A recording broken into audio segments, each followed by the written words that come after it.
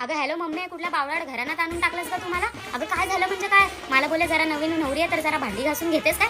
मी पण आपली सकाळी उठली आणि भांडी घासून घेतली. 2च भांडी होती, विचार केला तर बघते तर 10-12 भांड्या आल्यात. तर मी बोलली जाऊ दे, नवीन नवरी आहे तर. मग नंतर बोलतात अगं नवीन नवरी आहे तर जरा नाश्ता करतेस काय? तर मी पण विचार केला जाऊ दे, नवीन नवरी आहे तर नाश्ता करून टाकते. तर नाश्ता बाई किती लोकांना? मग नंतर मला बोलतात बाई नवीन नवरी आहे तर जरा जेवण बनवतेस काय? तर मी पण विचार केला मोरू दे बाई, नवीन नवरी आहे तर जरा जेवण बनवते.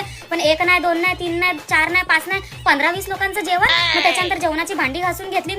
मग नंतर परत बोलतात अगं नवीन नवरी आहे तर संध्याकाळी आलेला 4 वाजता लगेच नाश्ता करतात काय? अगं 4ला यांचा परत नाश्ता. मम्मी अगं बाई केवढी म्हणजे नवीन नवरी आहे म्हणून काय कामच करायची? म्हणजे अगं मम्मी, अगं मी नाही जात पुढे पुढे कामं करायला. तुला वाटतं का मी पुढे पुढे जाईन? अगं मम्मी काय ग मम्मी, मी नाही जात ग पुढे पुढे करायला. ते लोकच मला करून एवढी कामं देत आहेत. काय बाई आता बोलायचं नशीबच कसं आहे, नवीन नवरी आहे ना मी मम्मी आहे म्हणून. जाऊ दे आता ठेवते, नंतर बोलतील आयशीला लगेच चुगल्या सांगायला लागली पहिल्याच दिवशी. हा ठेवते मम्मी. हा चल, काळजी घे तू. माझी काळजी नको घेऊ, हे लोक माझं काळीच काढून खा.